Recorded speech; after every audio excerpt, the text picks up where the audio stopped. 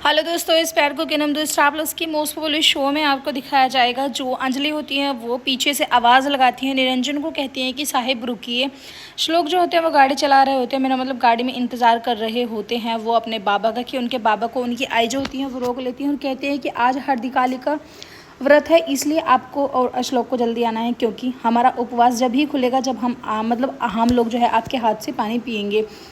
अंजलि जो होती है वो कहती हैं कि तुम्हारा व्रत और मैं खुलवाऊंगा, ना ही तो मैं तुम्हारा व्रत खुलवाऊंगा और ना ही आस्था का व्रत जो है वो श्लोक खुलवाएगा, क्योंकि श्लोक मेरा बेटा है ना कि तुम्हारा। सिर्फ तुमने उसे जन्म दिया है और मैं नहीं जानता कि वो तुम्हारी बात मानेगा, क्योंकि वो तो तुम्हारे से वैसे भी इतनी घृणा करता है। और वैसे भी अब मैंने श्लोक के और आस्था के बीच की जो दूरियाँ हैं वो इतनी बढ़ा दी है कि अब वो चाहकर भी उसका व्रत नहीं खुलवा पाएगा और ना ही उसकी कोई बात मानेगा।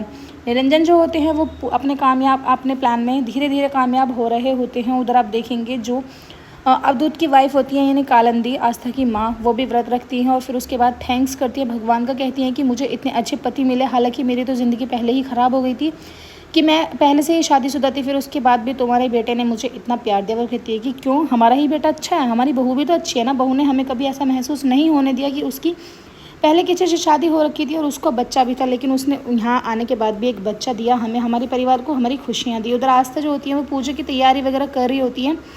वो अपनी आई से कहती हैं कि आई, जो अड़ोस पड़ोस की औरतें हैं उनको सभी को पीछे वाले रास्ते से लेके आना, क्योंकि मैं नहीं चाहती कि बाबा की बिल्कुल भी बदनामी हो या हमारे घर के राज जो है वो कहीं बाहर जाके खुले।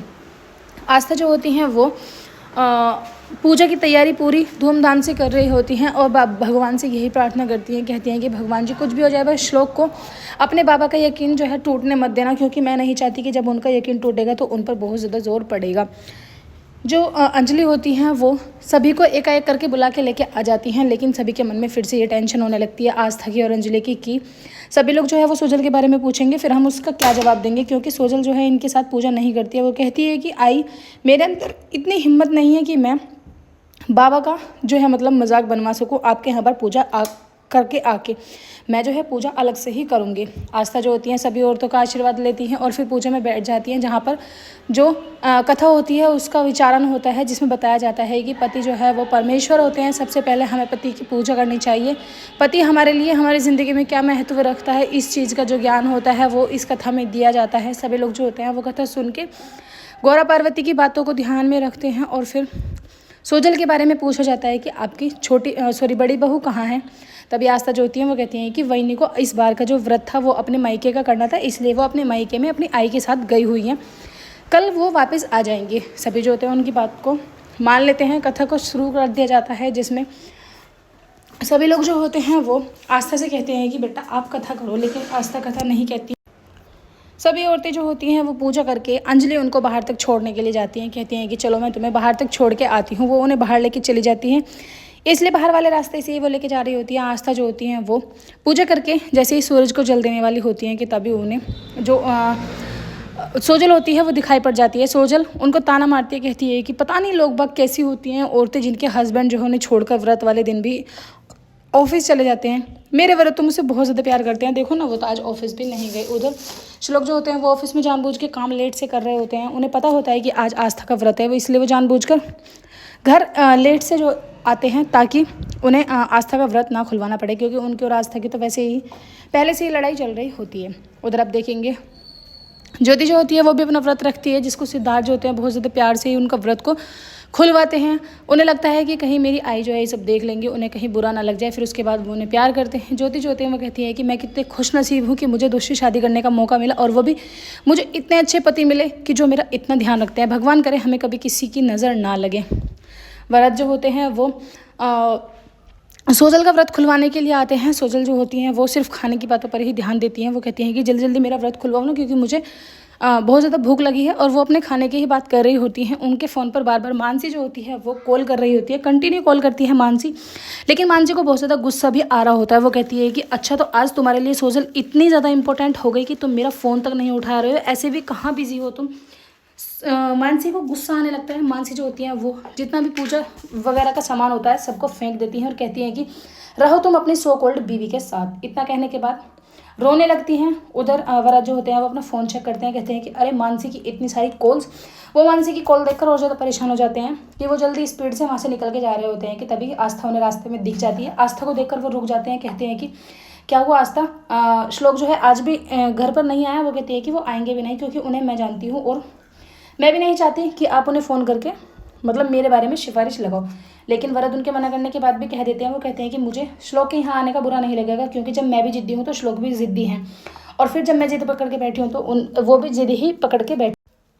वरद जो होते हैं वो श्लोक को समझाने की कोशिश करते हैं, लेकिन श्लोक उनकी एक बात नहीं सुनते हैं। कहते हैं कि बाबा दादा तुम्हें सिफारिश लगाने की कोई ज़रूरत नहीं है, सिंपल सी बात है। आस्था जो है बाबा से माफ़ी मांग लेगी तो मैं घर आ जाऊँगा और मैं उसका व्रत भी खुलवा दूंगा। हमारे बीच में कोई लड़ाई नहीं है, सिर्फ यही लड़ाई है कि वो बाबा से माफ़ी नहीं मांग रही है।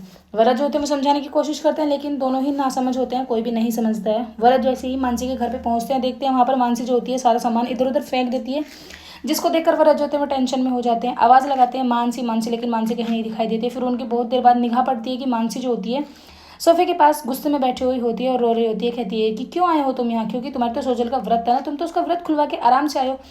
वो कहते हैं कि कोई बात नहीं, मुझे माफ़ कर दो, तुम्हें पता है ना कि मैं तुमसे कितना प्यार करता हूँ, तुम्हारे बिना मैं नहीं रह सकता हूँ। उधर आप देखेंगे अंजलि जो होती हैं वो कहती हैं काव्या से कि काव्या जब तक तुम्हारे दादू मुझे खाना नहीं खिलाएंगे बेटा मैं कुछ नहीं खाऊंगी। वो कहते हैं कि अच्छा तो अगर आप दादू आपको खाना नहीं खिलाएंगे तो आप अपना व्रत नहीं खोलोगी? कि तभी दादू यानी निरंजन जो होते हैं वो अंजलि के पास आ जाते हैं। कहते हैं कि क्या अगर मैं तुम्हें खाना नहीं खिलाऊंगा तो तुम अपना व्रत नहीं खोलोगी? वो कहती है कि नहीं साई, जब तक आप मुझे अपने हाथ से पानी नहीं पिलाओगे मेरा व्रत जो है वो पूर्ण नहीं होगा। तभी जो बाबा होते हैं श्लोक के वो कहने लगते हैं कि फिर तो तुम्हें ऐसे ही भूखा ही मरना होगा, क्योंकि मैं तो तुम्हें अपने हाथ से पानी नहीं पिलाऊंगा। निरंजन जो होते हैं वो बेइज्जती कर देते हैं अंजलि की और इतना कह के वहाँ से चले जाते हैं। आस्था जो होती है ये सब सुन रही होती है। वो कहती है कि कुछ भी हो जाए आई, मैं जो है आपको मतलब खाना उनके हाथ से ही खिलवा के मानूंगी। फिर वो काव्य को बुलाती हैं, काव्य को एक प्लान बताती हैं। कहती हैं कि तुम्हें बाबा के हाथ में ये बोतल देनी है और फिर उसके बाद उनसे कुछ बात करनी है जिससे वो इस बोतल को पकड़ लें और फिर उसको वापस ला के दे देना, क्योंकि इसको फिर बोतल का जो पानी है उसको अज्जू पी लेगी, जिससे उनका उपवास जो है वो खुल जाएगा।